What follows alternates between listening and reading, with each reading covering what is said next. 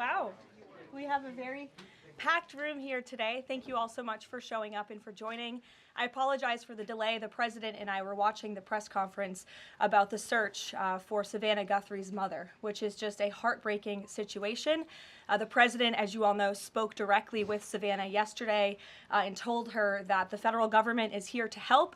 Any requests that are made by state and local officials in the search of Miss Guthrie will absolutely be accommodated. I spoke with the FBI directly about that today as well. And our hearts and our prayers are with Savannah and her entire family as they search for her dear mother.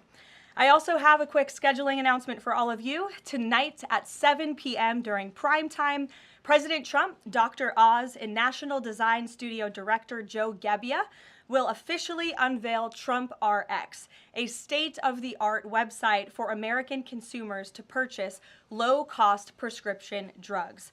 This historic announcement will save millions of Americans their hard-earned money, so make sure to tune in tonight, and we will see all of you in the news media there. President Trump promised to restore law and order to the United States of America, and newly released data proves he is delivering overwhelmingly on this promise. A study from the Council on Criminal Justice shows that the murder rate across America's largest cities plummeted in 2025 to its lowest level since at least 1900. Again, let me repeat, to put this in perspective, this marks the largest single-year drop in murders in recorded history. This dramatic decline is what happens when a president secures the border, fully mobilizes federal law enforcement to arrest violent criminals, and aggressively deports the worst of the worst illegal aliens from our country.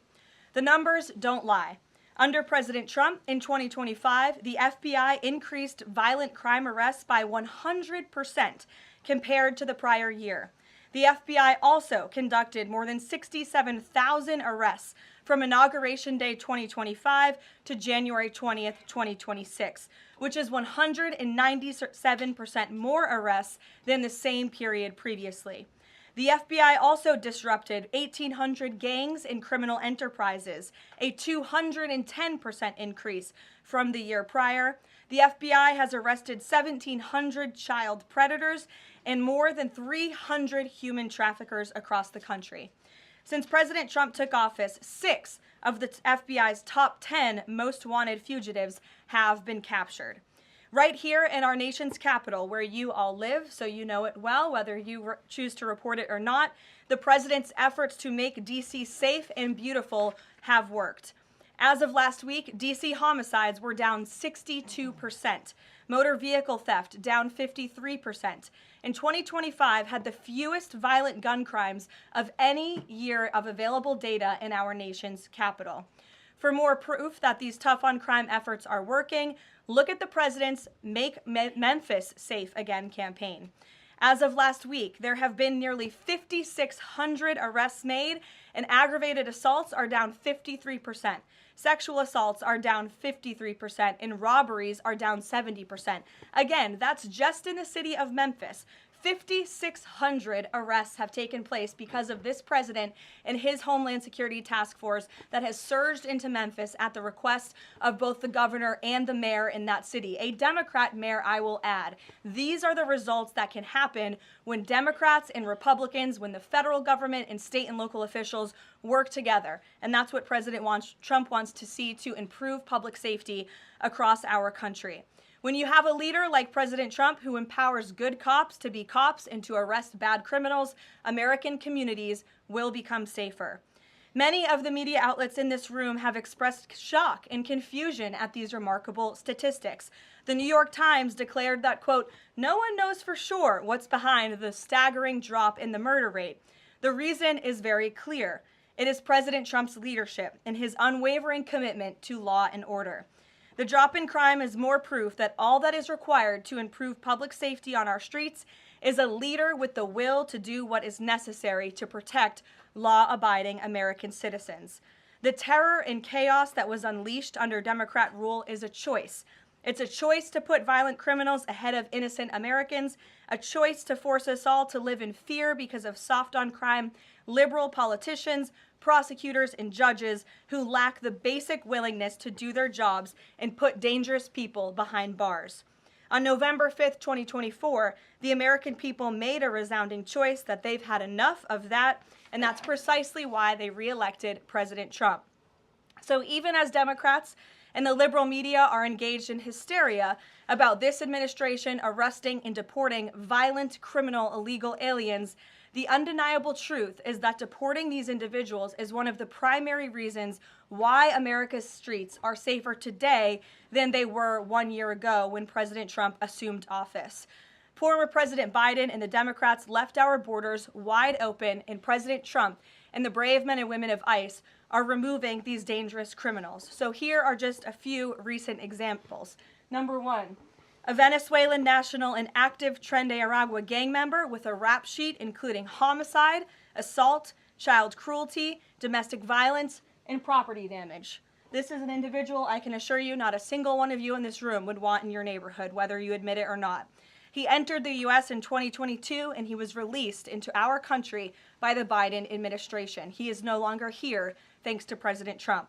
An El Salvadorian national and known MS-13 associate, previously convicted of homicide, conspiracy to commit homicide, and kidnapping, arrested for arson, battery, armed carjacking, and assault. He entered illegally in 2016, was released by the Obama administration, and ICE just arrested him on January 8th, 2026. This example shows you how many criminal illegal aliens have been roaming American streets freely because of a lack of attention to this matter from the previous administration, and President Trump is cleaning up their mess. A Cuban national and blood gangs member convicted of multiple homicides and robbery. ICE arrested him on October 27th and removed him on January 6th, 2026. Arresting and deporting these types of illegal criminals is precisely what the American people voted for. And despite desperate recent attempts by Democrats and those in the media to undermine the president's deportation agenda, these efforts are failing. Brand new Harvard-Harris polling shows overwhelming support for President Trump's efforts to protect law-abiding citizens from criminal illegal aliens. Nearly 8 in 10 Americans say criminal illegal aliens should be deported. A solid majority also support deporting all illegal aliens, regardless of additional crimes. And more than 2 in 3 Americans back the Trump administration's common sense requirement that state and local officials cooperate with federal authorities and work to hand over criminal illegal aliens in local jails for swift deportation. Finally, to prevent another invasion of millions of illegal aliens from happening again, President Trump and Secretary Noem delivered the most secure border in American history. 0 illegal aliens were released into our homeland over the past 9 months. This is a truly remarkable achievement. Again, 0 illegal aliens released into the country in 9 months. This is staggering, and it deserves more attention from all of you. Overall, Customs and Border Protection recorded the lowest total encounters in agency history. Daily encounters have fallen by 95%, averaging just 250 apprehensions at the southern border a day. This is compared to over 5,100 daily apprehensions during the Biden years. It's a night and day difference because we finally have a president who enforces the law and lets our law enforcement do their noble jobs of protecting our homeland. When President Trump campaigned on making America safe again, this is exactly what he meant, and the numbers and the results speak for themselves. With that, I will open it up to questions today. We're going to start with Daniel Baldwin from One America News, who is here religiously covering the White House beat every day. So it's good to see you in a chair instead of standing up today, Daniel. Thanks for being here, and why don't you kick us off? Thank you, Karoline. It's an honor and a privilege to represent One America News in the new media seat. First question on the DHS funding bill.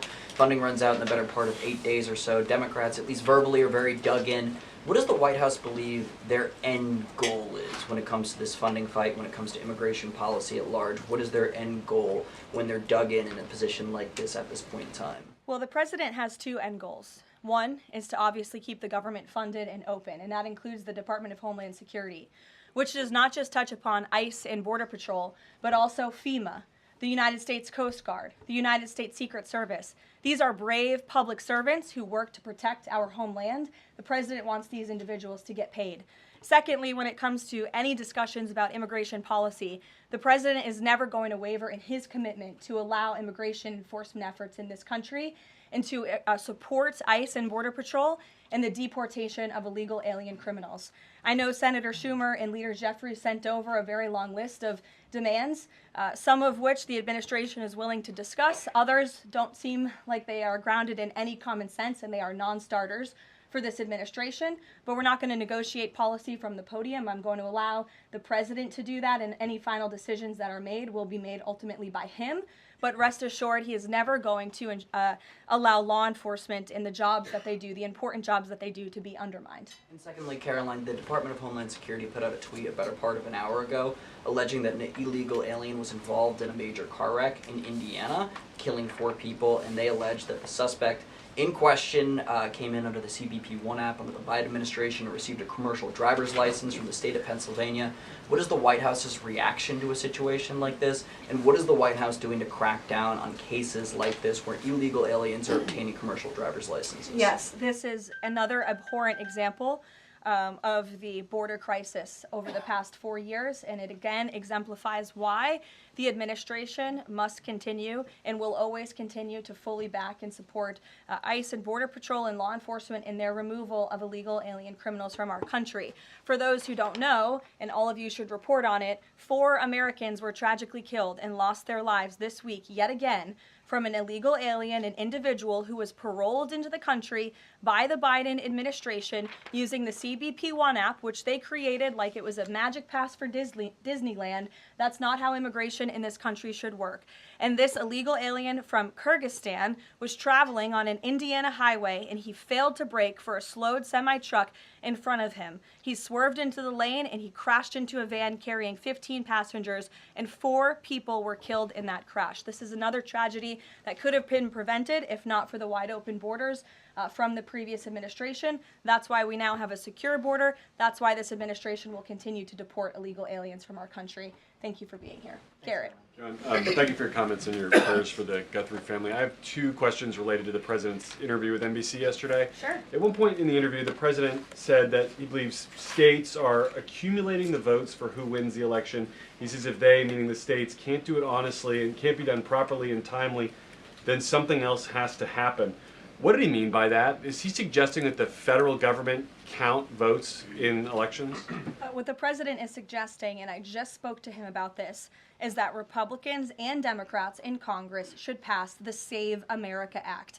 This piece of legislation is going to ensure that states are abiding by federal election law by removing non-citizens from their voter rolls. In addition, the Save America Act will require voter ID to vote, and it will require proof of citizenship to register to vote.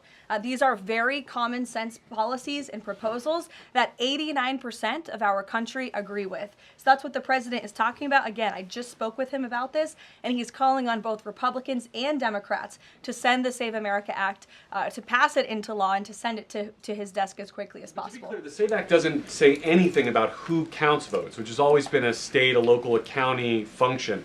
Why does he keep talking about somebody else, presumably the federal government, counting votes? Because the SAVE Act directs states to remove non-citizens from their voter rolls. And we know in states across the country, the president is right to point this out, in states like California or in places like New York City, non-citizens are allowed to vote in state and local elections. And the federal government should absolutely do away with that. I don't think a single person in this room, if you really are being honest with yourselves, should agree that non-citizens should vote in American elections, no matter where that election is up and down the ticket. And so this is a piece of federal legislation that will help states ensure the integrity and the sanctity of their elections, and that's what the president wants. Peter. Thanks, Caroline. President Trump posted about Nancy Guthrie that he is directing all federal law enforcement to be at the families and local law enforcement's complete disposal immediately. What should we expect to see from the federal government in coming days in the search to find Nancy Guthrie? It's a very good question, Peter, and it's why I was on the phone with the FBI earlier this morning to ask that. And what they told me is that the FBI, again, is at the disposal of the state and local government. Whatever personnel or assets or resources that the state and local authorities and police need will be granted to them at the direction of the president, the FBI director, and the attorney general. A different law enforcement issue. The FBI just found 1,000 samples inside an illegal biolab in Las Vegas. It is linked to a different biolab that was previously raided. There are ties to China.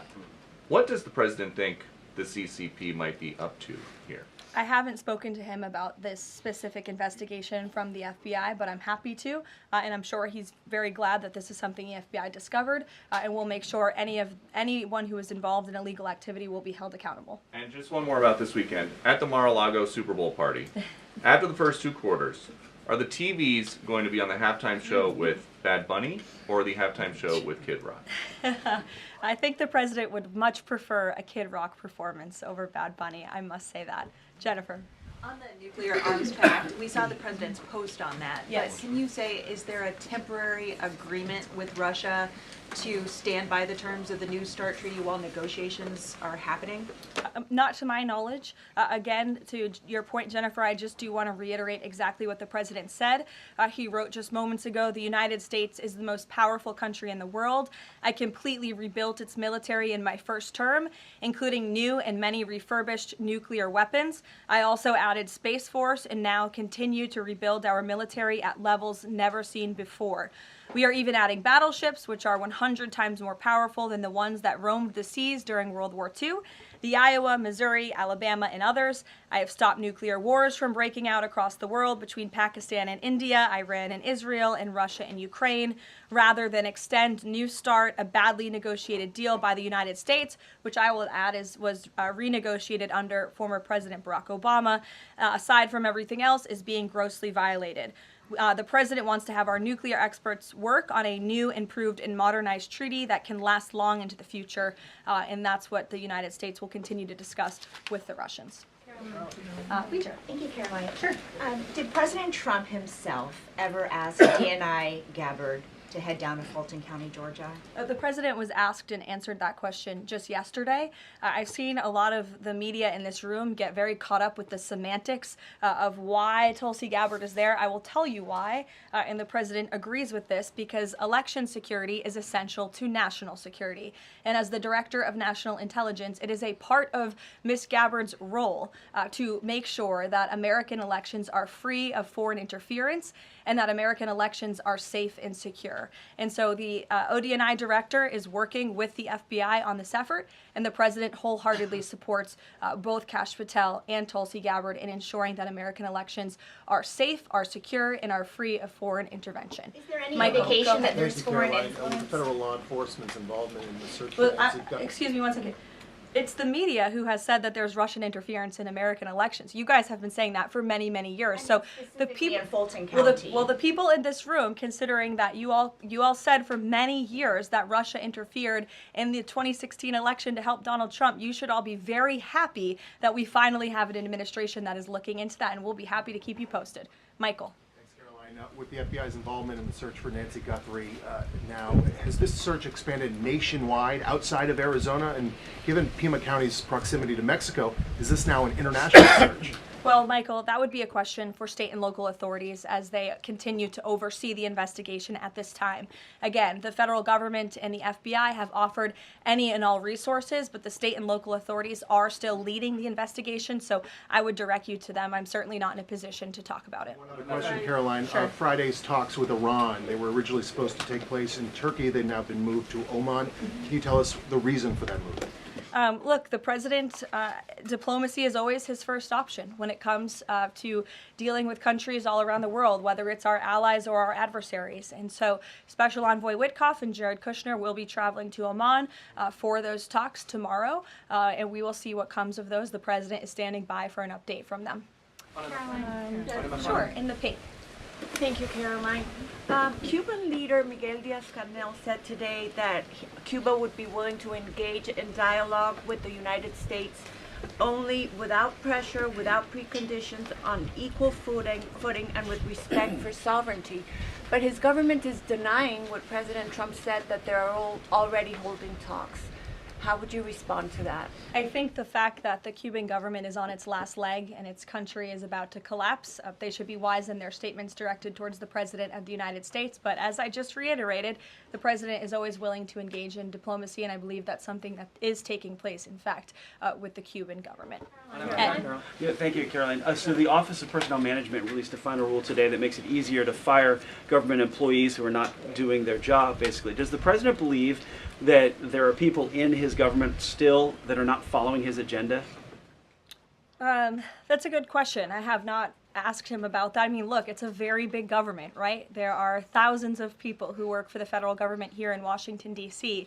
This administration has been very much focused on ensuring that we have an efficient and productive workforce for the American taxpayer.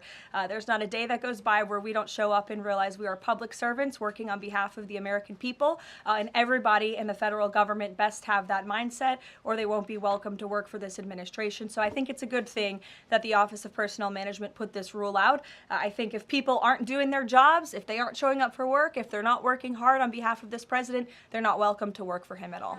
The New York City mayor is dealing with a $12 billion budget deficit. If he texted President Trump, would the president bail him out? I'll leave that answer to the president himself, Ed. Kristen, go ahead. One more follow-up on Deanna Gabbard.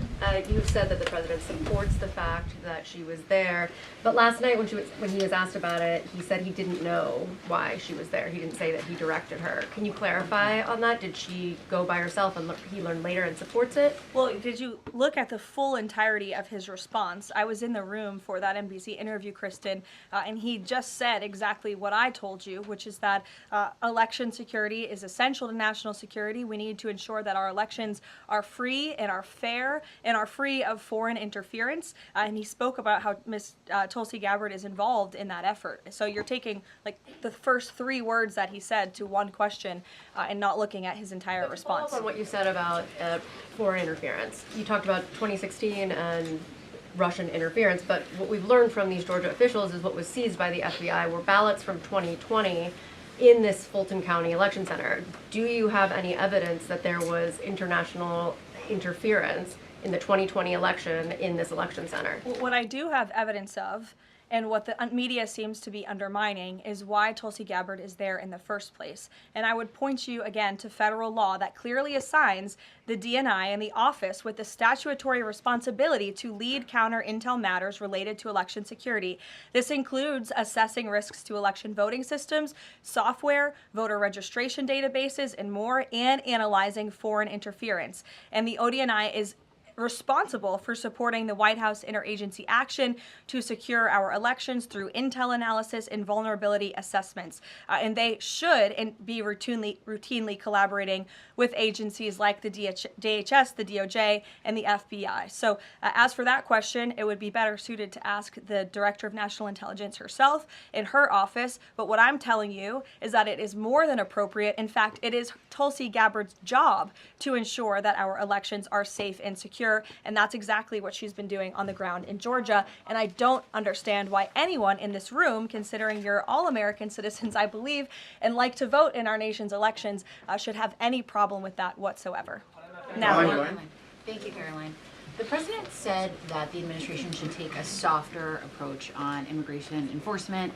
He's also suggested for months that some migrant workers should be spared from these raids based on what they're doing. Is the administration going to continue to conduct large worksite raids as it seeks to target violent criminals? And can you clarify, is the federal government going to continue doing these deportation operations in blue cities where authorities say they don't want them?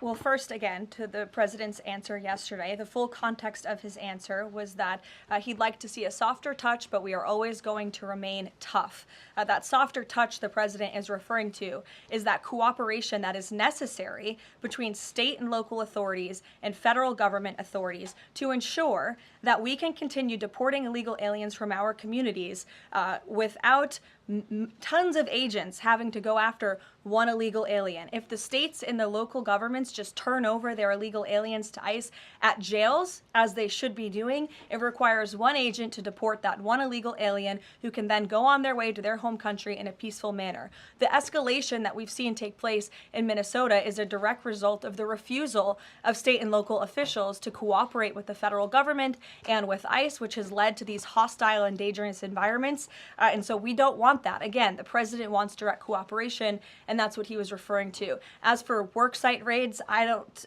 broadcast any future action that may or may not happen from the Department of Homeland Security. But again, the president's focus and the administration's focus is on targeting illegal alien criminals, especially those who have committed heinous crimes in our country, as evidenced by the few illegal aliens that I just shared with you here today. Will ICE and Border Patrol avoid going to other blue cities where the local officials are saying, we won't work with you, we don't want you here? Well, first of all, those local officials should be wanting to work with ICE. Why would any official, whether you're a Democrat or a Republican, want murderers and predators in your city? It makes zero sense. It's an untenable position. The only reason Democrats are taking that position now is because their entire party platform is just anti-Trump. It makes no sense for the American people. They should be calling this White House, they should be calling Secretary Noem, they should be calling Tom Homan, and they should be saying, we want to work with you to remove the worst of the worst criminals from our city. Please come here. So yes, ICE is going to continue to do their job in cities and communities across the country, but it certainly makes it much easier when we have that level of cooperation and corroboration at the state and local level. In places like Florida, where there has been the arrest of thousands, tens of thousands of illegal alien criminals. None of you talk about that, or none of you hear about that, because these operations are going seamlessly and peacefully. Why? Because there is an intimate cooperation between the state government and the federal government, and that's what the president wants to see in all 50 states. In the whites, yes. Hi, thank you, Caroline. Over the weekend, President Trump said that he was giving a serious look at endorsing in the Texas Republican Senate primary. We know that Minnesota and Georgia also have competitive, crowded primaries. Is he giving those races a serious look as well? Well, I'm not allowed to speak from the podium on any future political endorsements the president may or may not make, but I know that he is watching all of these races across the country quite carefully. I won't get ahead of him on any potential endorsements. John. Caroline. Thanks a lot, Caroline. Two questions for you about the continuing resolution that the president signed for the Department of Homeland Security. What would be the repercussions for all of the agencies under DHS if no agreement is reached on funding when that deadline approaches next Friday? Well, there will be grave repercussions for all of those agencies, but more importantly, frankly, for the American people who those agencies serve. And that's exactly what the president and the White House want to avoid. Again, we want to keep the government funded. We want the Department of Homeland Security, of course, to be up and operationalized and continuing as necessary to protect our homeland, to secure our border, to ensure the brave men and women of the United States Coast Guard are getting paid, the brave men and women of the United States Secret Service who protect the president, the vice president, and frankly, all of you in this building every day continue to receive the paychecks that they so well deserve. And so that's why the White House will engage in these talks with Democrats. But again, the president is never going to cave on this administration's core promise to deport illegal aliens from our country. You said, Caroline, in your statement that there are certain proposals that Democrats are putting up that are non-starters. What are some of those non-starters? There are a few, and it's a very good question, but I won't negotiate from the podium. I know the White House will be engaged in direct, serious talks with Democrats on this important matter. Natalie. Thank you. In addition to launching Trump RX tonight, Trump has said that he wants to meet with insurance companies to lower healthcare costs. Do you have any update on when those meetings are Yes, he does want to meet with insurance companies. That meeting will take place. I don't have an update on when it will be on the schedule, but the purpose of that meeting will be to continue to negotiate with these companies to ensure that more money is going back to the American consumer. And you're all going to see that on full display tonight at 7 o'clock with the formal launch of Trump RX. I'm telling you, this is going to be a very cool and unique event, so everybody really should tune in. Can you clarify what the president said on the Diego Garcia deal? He said he didn't like it, now again he says he's for it. He spoke with Prime Minister Starmer directly. He understands Prime Minister Starmer's position, and he supports it. But as the president reiterated in that statement, of course, the United States reserves the right to protect our assets. We still have a military base, of course, on the island of Diego Garcia. And so the president reiterated to the prime minister and to all of you that the United States will never waver, if necessary, in protecting our assets anywhere in the world, but including on Diego Garcia. And he supports the prime minister's decision. Elizabeth. Just on that one, Caroline, can I ask you? Said that he's now seeking. John, I'll go to you after. Thank you.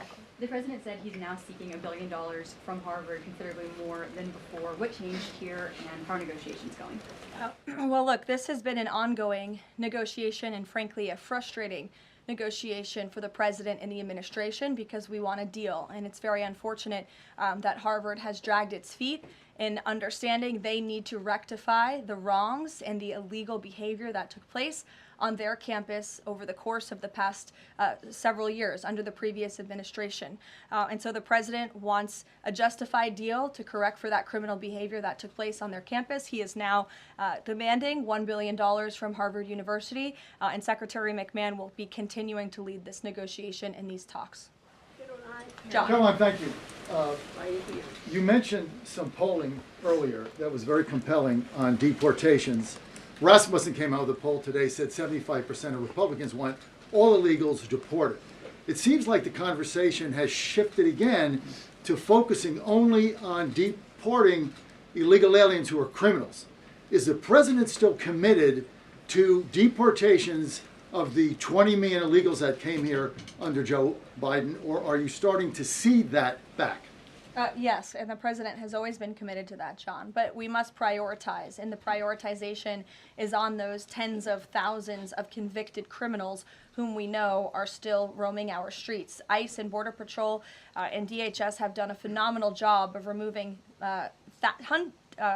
tens of thousands of them. Actually, nearly 1 million people have been deported from our country over the past year, 2 million additional self-deportations. So nearly 3 million people have left the United States. But again, as you pointed out rightfully, Joe Biden and the Democrats allowed approximately 20 million people into our country illegally. So yes, of course, the president is committed to ensuring that America is and always will be a nation of laws. Thank you, Caroline. Steve Bannon recently said, quote, "We're going to have ICE surround the polls come November." Is that something that the president is considering? That's not something I've ever heard the president consider, no. You can guarantee to the American public that ICE will not be around polling locations or voting locations in November? I can't guarantee that an ICE agent won't be around a polling location in November. I mean, that's frankly a very silly hypothetical question. But what I can tell you is I haven't heard the president discuss any formal plans to put ICE outside of polling locations. It's a disingenuous question. Caroline, I had two questions regarding DHS. The first one is, one of the Democrats' main demands for DHS funding was to demask ICE agents.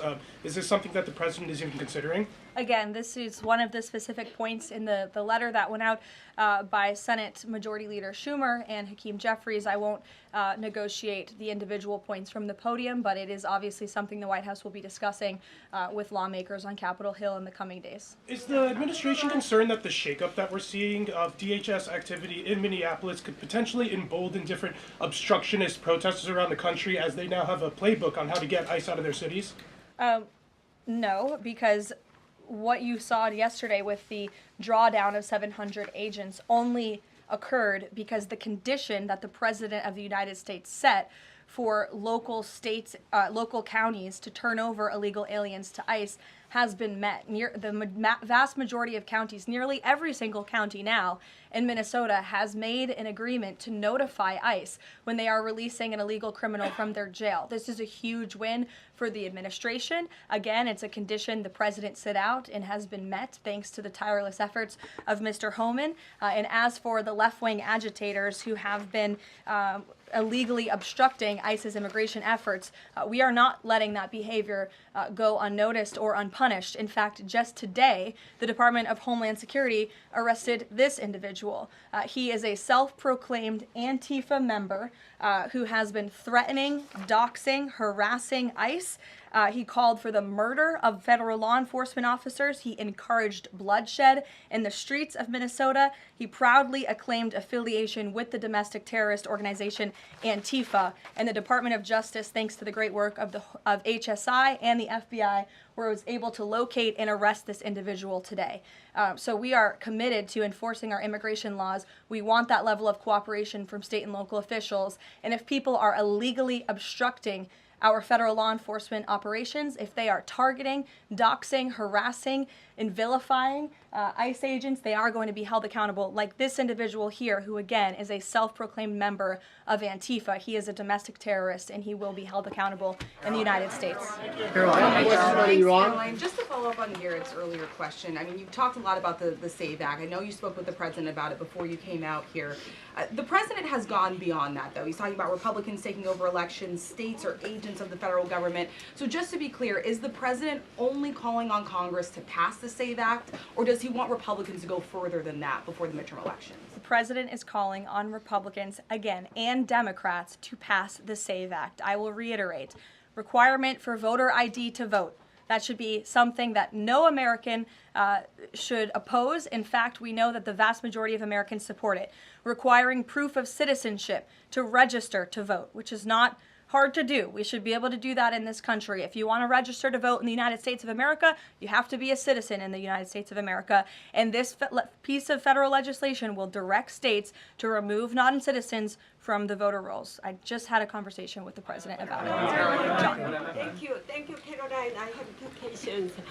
Tariffs on South Korea. As you know, President Trump recently mentioned increasing tariffs on South Korea.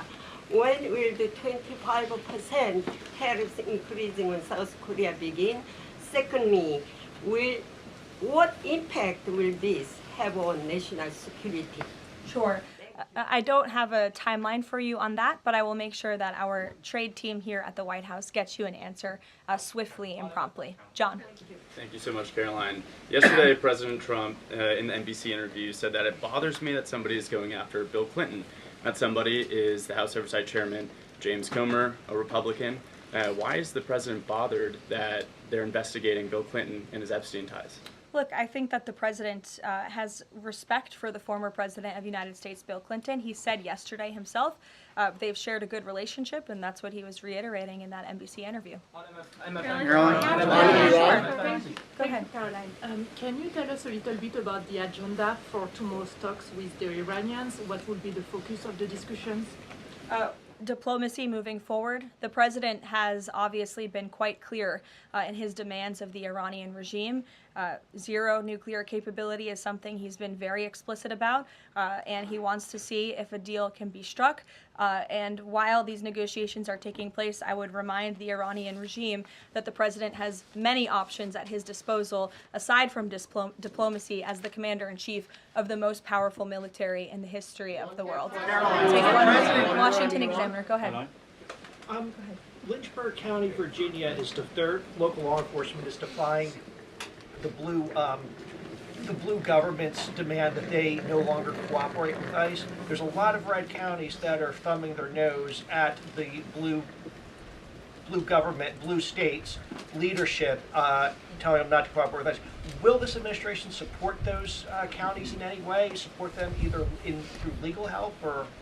Absolutely. And if there is a county in this country, whether it's red or blue, that seeks to cooperate with the federal government to remove violent, illegal criminal aliens from their communities, this administration is here to help. You've heard the calls from the president himself on asking Democrats and Republicans across the country to call on the Trump administration to work with them, not against them, in the matter of public safety and securing our homeland. Thank you all very much. You'll hear directly from the president tonight at 7 o'clock, and I hope everybody has a good weekend. Happy Super Bowl weekend. The president has wisely chosen not to make a prediction in Sunday night's game, but as a native girl from New Hampshire, go Patriots. Thank you, guys. Subscribe to One India and never miss an update. Download the One India app now.